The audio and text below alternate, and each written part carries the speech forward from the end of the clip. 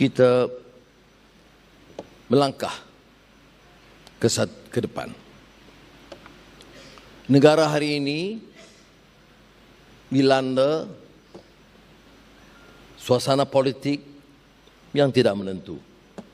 Kalau orang menganggap langkah Sheraton itu hebat, sudah hebatnya dengan 2/3 majority, tidak ada ketentuan, tidak ada harapan baru, tidak ada keyakinan pelabur, tidak ada dasar ekonomi yang jelas, tidak ada perbahasan di parlimen tentang rancangan ekonomi dan lain-lain dibincangkan, baru ada session setelah sekian lama.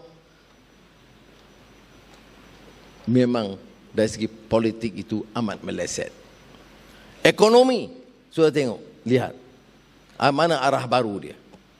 Rundingan dengan kes Goldman Sachs tadi, Guadaing mengepalai serangan tentang hal itu, dan memang jumlahnya sudah Wong Chen banyak menulis tentang hal yang sedemikian yang menunjukkan bahawa kita mendapat suatu hasil yang sangat rendah berbanding dari keupayaan kita sesungguhnya. Sebab kewibawaan pimpinan tidak ada. Sebab terdesak untuk mencari penyelesaian. Dikaut apa saja yang ada. Dan ini yang menyebabkan kita kerugian. Dari segi sosio budaya, kita masih dihantui masalah-masalah kaum, agama.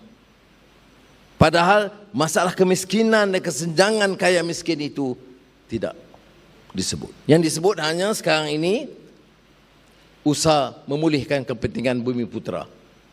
Kerana ini akan menarik janji mereka pada orang Melayu, kami akan bantu Bumi Melayu, maka kami akan bentuk satu apa disebut dalam majlis khas, majlis apa yang untuk bangunkan Bumi Putra. Jadi saya di parlimen saya tanya dulu, boleh buat majlis. Tapi saya nak tanya dulu, sebelum majlis itu dibuat, tolong bagi tahu saham puluh bilion ringgit itu bagi kepada siapa dan mengapa boleh bocor dan hilang. Jawapan, kita sedang kaji dan teliti. Nak teliti apa? Orang yang pelahap tu geng kamu semua. Tak akan keluar hasilnya. Kalau bagi kepada persatuan atau syarikat-syarikat kecil, Bumi Putra, tak apa. Saya nak tahu Tun mana, Tan Sri mana, anak siapa, kroni siapa yang bolot puluhan bilion ringgit saham Bumi Putra. Dan bagaimana orang begitu boleh bicara soal Melayu dan Bumi Putra. Kerja kamu dalam kuasa dan pengaruh kuasa, bolot sebanyak mungkin. Itu pun masih ada yang cium tangan lagi, tak pakai bangang semua. Ya. Saudara kena faham. Sebab itu soalan pertama tidak dijawab. Soalan kedua, tanah rizab Melayu. Ya. Saya tak tanya saja fakta dia. Berapa banyak yang dijanjikan dalam perlembagaan dulu, berapa banyak yang terlepas, berapa banyak yang diganti. Tentu jawapan mereka ini urusan kerajaan negeri. Saya tahu.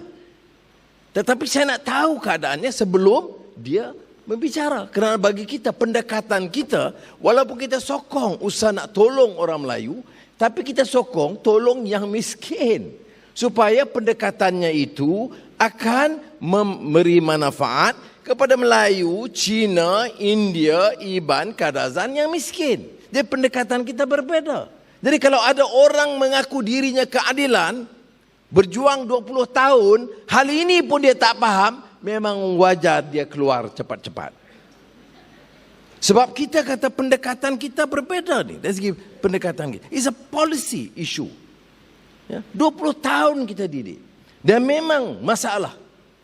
Saya sendiri hilang juga sedikit. Sokong orang Melayu yang ingat, Anwar ni dia tak berjuang untuk orang Melayu, dia berjuang untuk rakyat Malaysia.